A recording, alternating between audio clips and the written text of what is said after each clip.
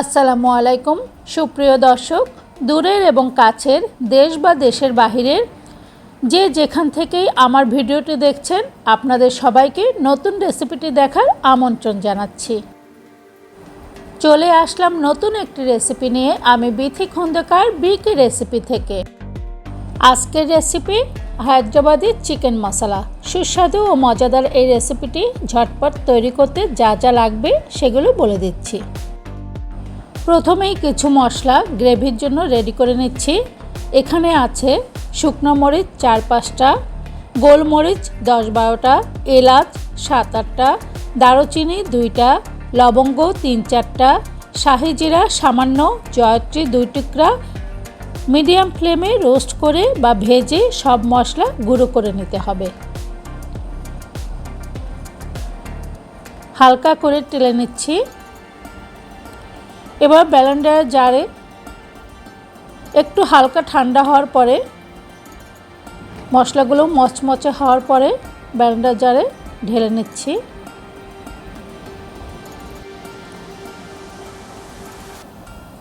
মশলাগুলো ব্লেন্ডার জারে শুকনোভাবেই, একদম মিহি দরকার নেই, তবে খুব ভালোভাবে এটা ভেঙে নিলাম। মশলা গুঁড়ো করে এক সাইডে রেখে দিলাম।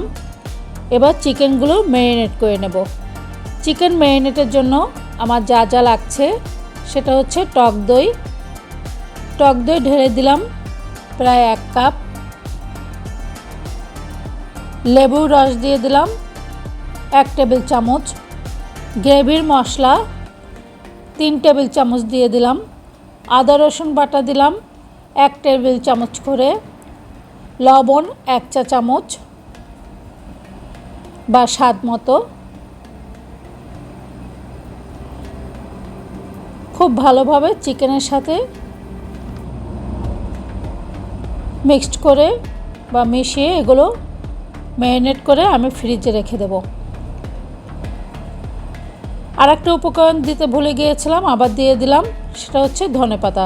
ধনেপাতা কুচি বেশ খানিকটা ধনেপাতা কুচি মিক্সড করে দিলাম এবং অবশ্যই আধা ঘন্টা বা 40 মিনিটের জন্য ফ্রিজে, নর্মাল ফ্রিজে ম্যারিনেট করে রেখে দিলাম।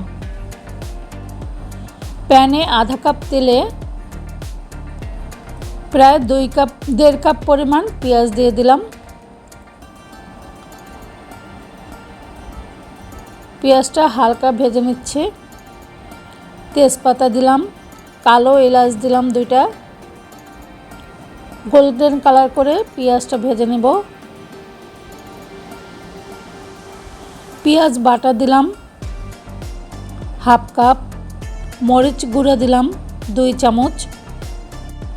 হলুদের গুঁড়ো দিলাম 1 চা চামচ। মশলার জন্য আবার একটু লবণ দিয়ে দিলাম। মশলাটা কষানোর জন্য সামান্য পানি দিয়ে মশলাটা কষিয়ে নিচ্ছি। এবার ম্যারিনেট করা সেই চিকেনটা ঢেলে দিচ্ছি। চুলার আঁচ হাই ফ্লেমে রেখে মাংসের সাথে মশলাটা কষিয়ে নিচ্ছি। খুব ভালোভাবে কষিয়ে নিতে হবে। মাংসের সাথে একদম মিশিয়ে নিতে হবে মশলাটা। মশলা কষিয়ে চিকেন থেকে পানি বের হয়ে আসলে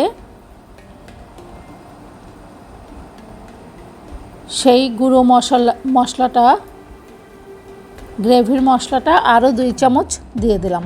দিয়ে আবারও কষিয়ে সামান্য পানি দিয়ে চিকেনটা সিদ্ধ হতে দিয়ে দিলাম। ঢেকে ঢেকে চিকেনটা কিছুক্ষণ সিদ্ধ করে নেব। এবার অল্প আঁচে ঢেকে ঢেকে চিকেনটা সিদ্ধ হয়ে আসলে সেই গ্রেভি মশলা আরও 1-1.5 চামচ দিয়ে 4-5টা কাঁচামরিচ এবং ধনেপাতা দিয়ে কিছুক্ষণ লো হিটে রেখে তুলে নিলেই তৈরি হয়ে যাবে হায়দ্রাবাদি চিকেন মশলা। তাহলে তৈরি হয়ে গেল আমাদের হায়দ্রাবাদি চিকেন মশলা। আপনি ভাত, পোলাও, নান, পরাটা যে কোনো কিছুর সাথে অনায়াসে পরিবেশন করতে পারবেন এই রেসিপিটি। রেসিপিটি ভালো লাগলে লাইক, শেয়ার, কমেন্টস এবং সাবস্ক্রাইব করতে ভুল করবেন না যেন। আজকের মতো তাহলে আল্লাহ হাফেজ।